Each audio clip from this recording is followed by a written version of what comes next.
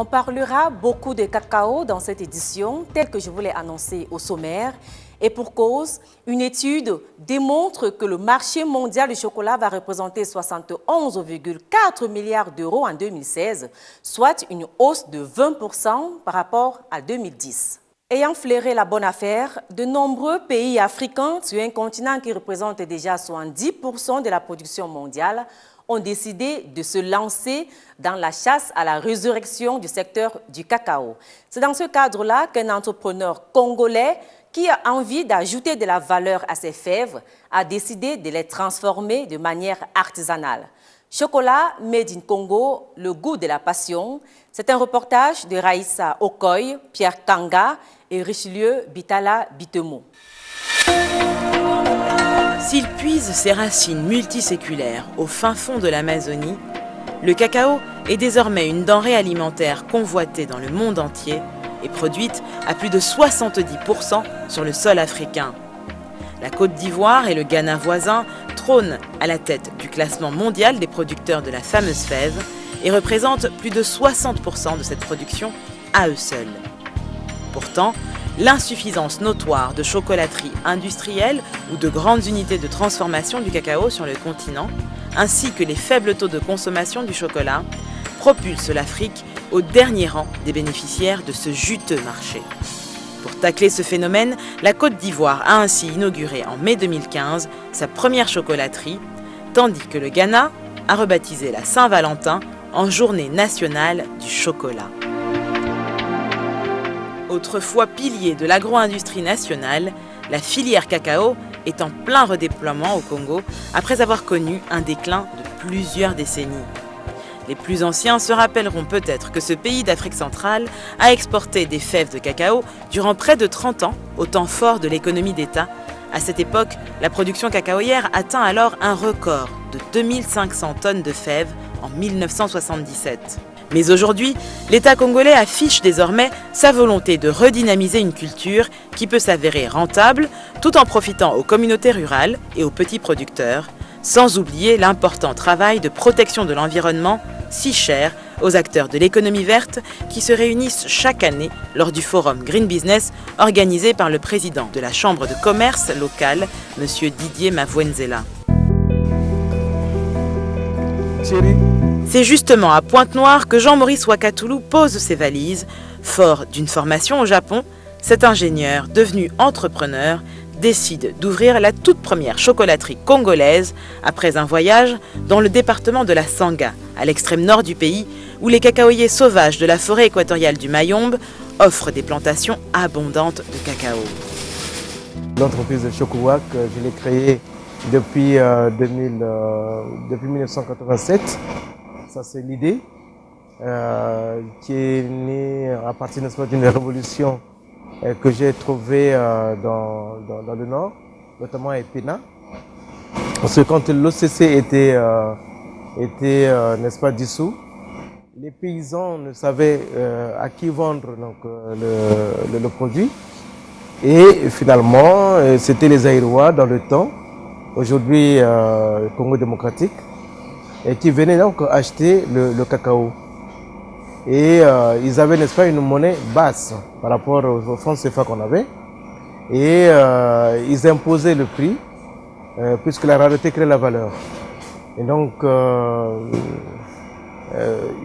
le kilo qui était acheté, n'est-ce pas, à 150 francs par OCC, il achetait à 50 francs.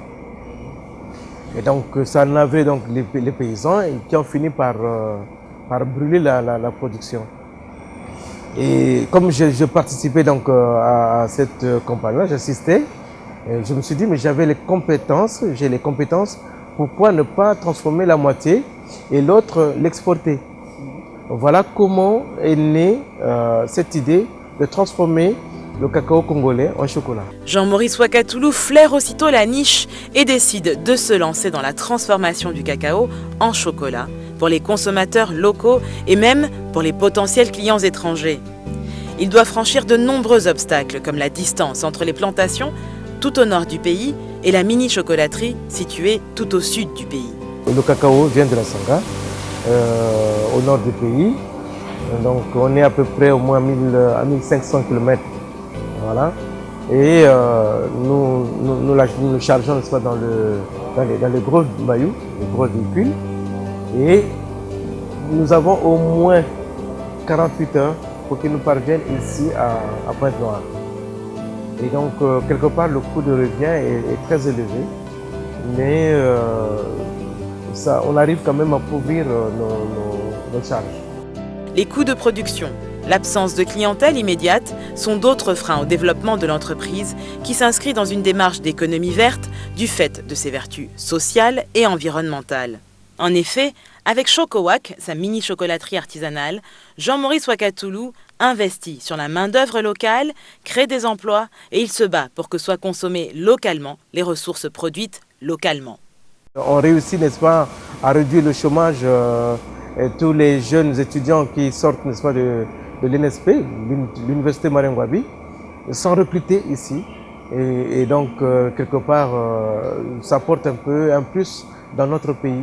Et donc, cette économie verte, pour moi, ça me permet, n'est-ce pas, d'ouvrir les portes, ça m'ouvre les portes vers d'autres clients, d'autres frontières, d'autres horizons, pour que je puisse, n'est-ce pas, exporter nos produits vers ce monde-là. Véritable pépite sur un marché international friand de cacao et de chocolat, les fèves de la sanga arrivent dans des sacs de jute et sont séchées sur place. Le cacao devient alors du chocolat après la transformation. C'est cette étape où, une fois extraites des cabosses, les graines de cacao subissent toute une série de transformations qui va les conduire au cacao marchand. Les principales étapes sont la fermentation puis le séchage. La fermentation et la torréfaction sont les deux phases les plus importantes pour former l'arôme du chocolat. Et le chocolat congolais a justement la particularité d'être fait uniquement à partir de cacao, contrairement aux autres, auxquels on ajoute généralement de l'huile d'arachide. Avec Chocowak, sa chocolaterie congolaise, Jean-Maurice Wakatoulou se spécialise donc dans les bâtons, si appréciés des amoureux de pain au chocolat, qu'il vend à plusieurs pâtisseries locales, avant de livrer également des établissements de la capitale congolaise, Brazzaville. Mais l'entrepreneur avisé a également fait le choix de diversifier ses productions en élargissant désormais son offre aux produits de consommation immédiate comme la pâte à tartiner Wakalak, les barres chocolatées et autres confiseries particulièrement appréciées des jeunes amateurs de douceur chocolatée. Bientôt nous allons exporter. Nous transformons déjà et nous alimentons, n'est-ce pas, les pâtisseries de la place, notamment la citronnelle, la cité, la mandarine à Brazzaville, le Cristela et le bourgeois. Et donc, nous sommes en route. Outre Jean-Maurice Wakatoulou, Olam, un géant asiatique du commerce de denrées alimentaires, se positionne désormais sur le marché du cacao congolais, aux côtés de sa filiale locale CIB. Ce poids lourd de l'économie forestière congolaise possède des pépinières de cacao censées relancer la cacao-culture du Congo depuis 2012, conformément aux vœux des autorités congolaises.